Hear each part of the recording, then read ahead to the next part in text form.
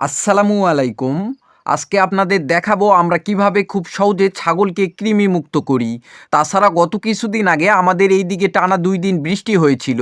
আমরা যে পেঁয়াজ, রসুন, মিষ্টি কুমড়া লাগিয়েছিলাম ওগুলার অবস্থা এখন কেমন সেই সম্পর্কে আজকে আপনাদের জানাবো ইনশাআল্লাহ। আজকে আমরা আমাদের ২ টা ছাগলকে কৃমি মুক্ত করব।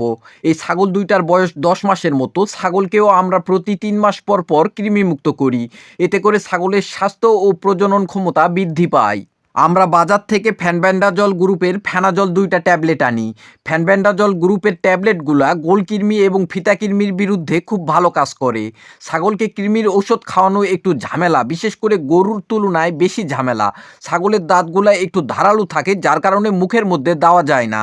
তাছাড়া ছাগলের মুখ অনেক ছোট এবং দাঁতগুলা অনেক ধারালো থাকে, তাই যখন হাত দিয়ে মুখ ফাঁক করতে চাইবেন দাঁত লেগে হাত কেটে যেতে পারে।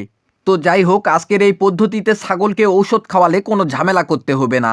প্রথমে ট্যাবলেটটাকে গুঁড়া করে নিতে হবে, তারপরে চিনি বা গুড় সাথে ভুট্টা বা গমের আটা দিয়ে মিশিয়ে বলের মতো করতে হবে। তারপরে এটা ছাগলের সামনে ধরলে ছাগল এমনি থেকেই খেয়ে নিবে। সাধারণত কৃমির ট্যাবলেট কোনো গরু ছাগল খেতে চায় না, কিন্তু চিনি বা গুড় দিলে এটা মিষ্টি হয় এবং খুব সহজেই ছাগল বা গরু এটা খেয়ে ফেলে। তাছাড়া মিষ্টি দেওয়ার আরেকটি সুবিধা আছে, এতে কৃমিগুলা খুব দ্রুতই সক্রিয় হয়ে উঠে ওই ঔষধটা খেতে আসে, যার ফলস্বরূপ ঔষধের কার্যকারিতা অনেক বৃদ্ধি পায়। তো গত কিছুদিন আগে আমাদের এই দিকে টানা ২ দিন বৃষ্টি হওয়ার কারণে আমাদের এই পেঁয়াজের জমিতে পানি জমা হয়ে গেছিল, যার কারণে কিছু সংখ্যক পেঁয়াজ পচে গেছিল। তাছাড়া আলহামদুলিল্লাহ সব কিছু ঠিকঠাক।